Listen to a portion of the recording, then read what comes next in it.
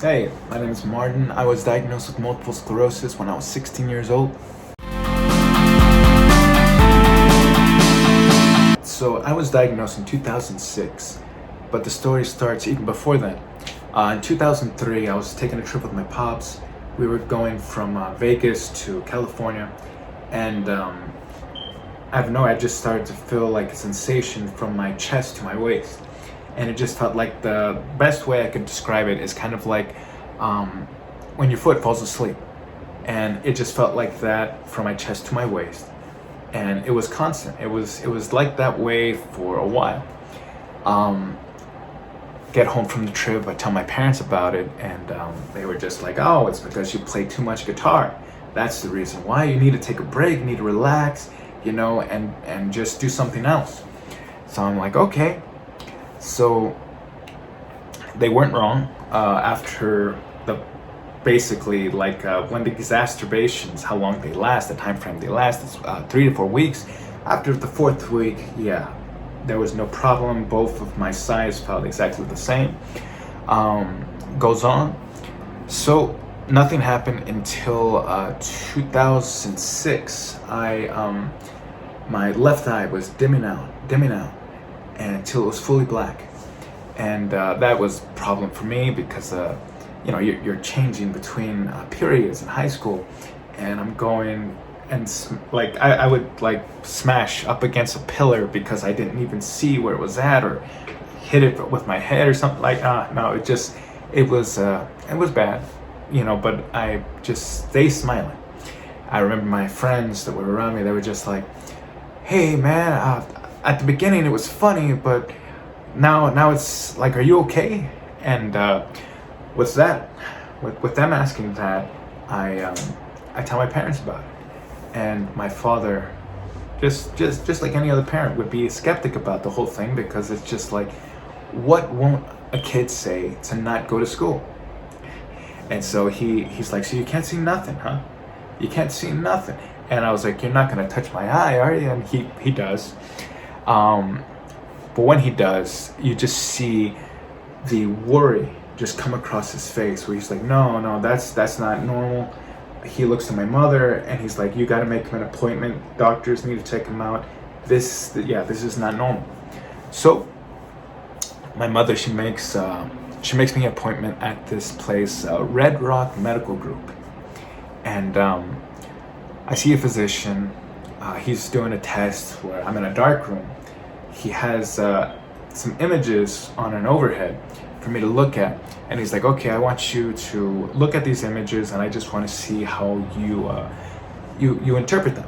So look at them and everything, and by the end of the test, he was just like, "Yeah, he's not able to find nothing."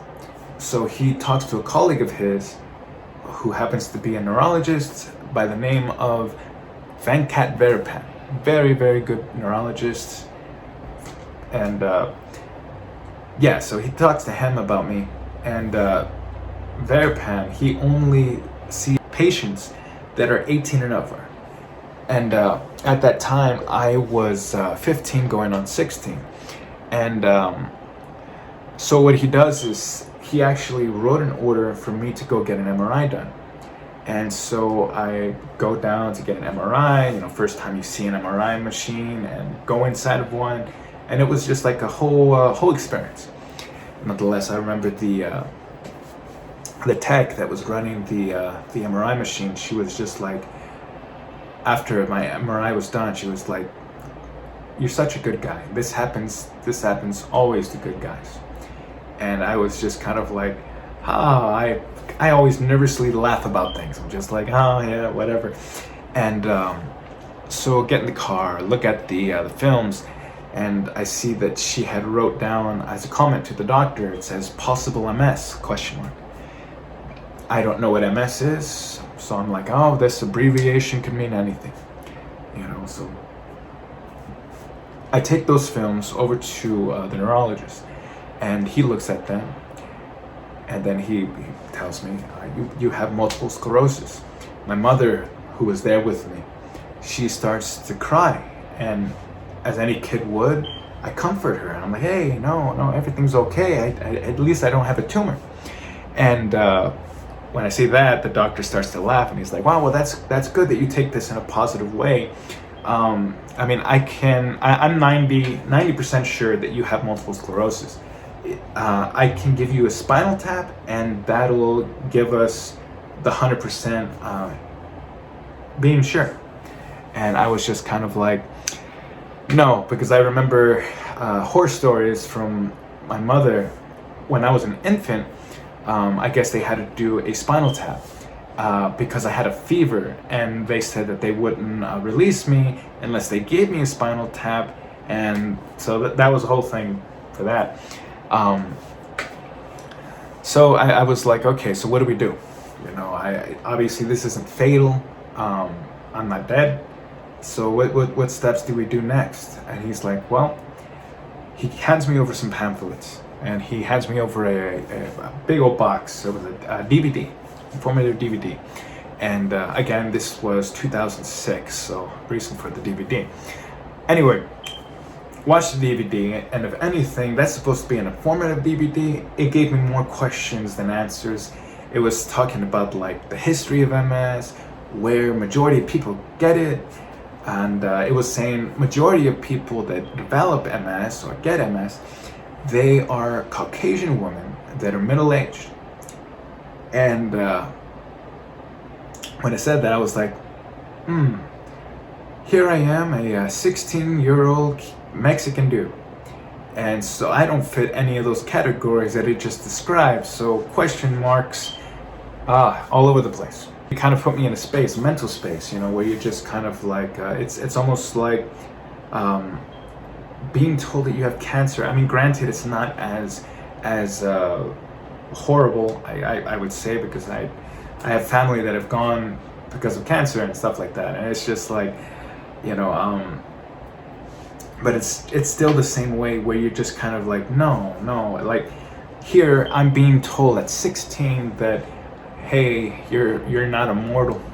This thing's gonna bring you down, and you read the dictionary definitions about multiple sclerosis, or especially nowadays you look online, and it's not the nicest things to read, But yeah, I was just like just processing everything, and so I go back to the neurologist's office, and at that time, go back to his office, and he's just like, okay, you have 3 choices, because this is 2006 and our medicine wasn't as advanced. There's Avonex. You pick yourself. At that time, it was 5 times a week, and I know that Avonex now it's 3 times a week. Then it went to Copaxone 3 times a week, and then he said Rebif medication, and that's also 3 times a week. And I'm not the biggest fan of needles when it comes to, especially if a doctor's doing the needle stuff. And so I went with Rebif, and he had me see an MS navigator. And she was explaining to me like where you do your injections. She gave me like this device thing. It's called a rib ejector. And it was like one of those things they have for people with diabetes. Where you press the button, it injects you right away. And same exact concept.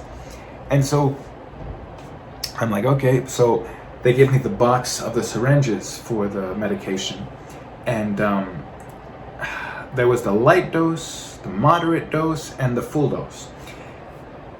So the first week, like nothing, no problem.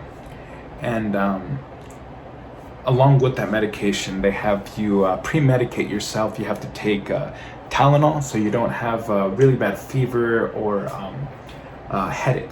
You also get a headache from that medication. So headache and fever, so avoid that with Tylenol. So got that down for that first week. Second week comes, I made a boo-boo. I grabbed the highest dose instead of the moderate dose. And so inject myself with that. My areas of choice for the injection sites were the quadriceps and the abdominal section. Felt little to no pain. And nonetheless, yeah, so did that injection. And the next morning, my father, he wakes me up for school. He's like, all right, time to get ready for school. So he opens the door of my bedroom. I go and I close the bedroom door. In doing so, I'm stretching out to close the door, and my legs gave out, boom, on the floor. And my dad comes running. He comes running to me, and my mother, she just starts bawling. She starts crying so hard. And oh man, when you hear any of your parents crying for you, you're just like, I'm dying. You know, that's just the mindset that, or the first thing that goes to your mind, or my mind at least. And so my dad gets me onto my bed. I can't walk. Like, okay. And I'm like, okay, let me just continue on with the book that we were reading in English class, so I don't fall behind, too far behind, when I go back to school. So I'm reading the book, you know, I can't remember what it was exactly, but nonetheless read the book.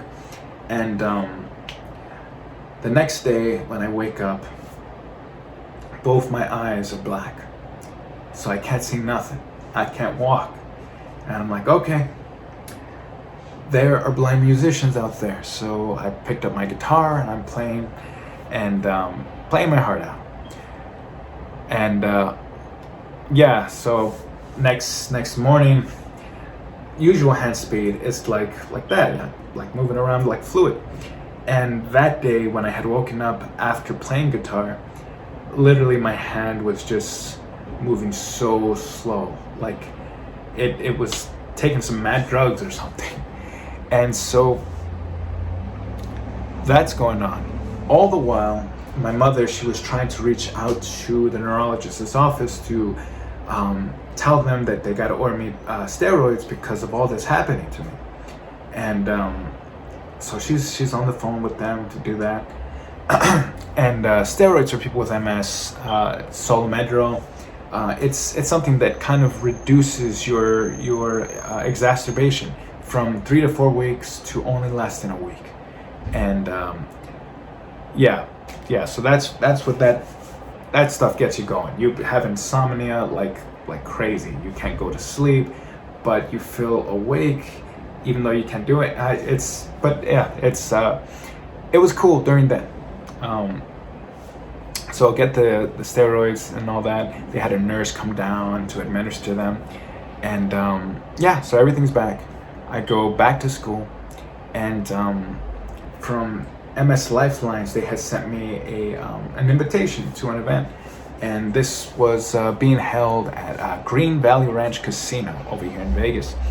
And so go to the event, and all of the people that were taking your information so you can go into the event, they all thought that we were there for my mother, and no, we were because of me. And they had a doctor speaking. Then they had a special guest guy. He was a hockey player that was a professional hockey player that actually had an exacerbation there on the ice, and he had fell down and all that. And yeah. And then while I was at the event, I was hearing a bunch of chatter about from other people that have MS that are taking medication, the same medication as me. And yeah, some people were just like, yeah, I skipped out on my medication for like months, and then I started to back up and no problems. So I'm thinking to myself, oh, I can do that. I was under the impression that if I miss a shot that I would die. You know how you think when you're at that age. It's always the worst thing possible is something that goes in your head, and you're so gullible, you know. So life continues on. Exacerbations every once in a while, and then I had a bad work accident where my ankle was smashed by this guy wearing headphones, and he's pushing a pallet jack, and he pushes the pallet jack right into my ankle. And I'm yelling for the guy to stop, but he has headphones on, so he can't hear me. He can't hear me. So it was just like a horror movie, just crunch, crunch, crunch, crunch, crunch. And I had to get a bunch of surgeries and all kinds of crazy stuff, like decompression, nerve surgery, compressive, just a bunch all the way up to my hip. At the hip one, I remember that one was called neuralgia peristhetica. And so get all these procedures done. And after the fact, I had talked, with my neurologist about everything, and he was saying to me, he's like, no, your condition, like, because I was using crutches at the time. He's like, this is all because of the accident. This has nothing to do with your MS. And so I was kind of like, all right, cool. He got me hooked up with the medication Gilenya. Gilenya, it's like an oral drug that you take. And I was on that for some time. Only thing bad about it is, like, I didn't have any exacerbations, which is great.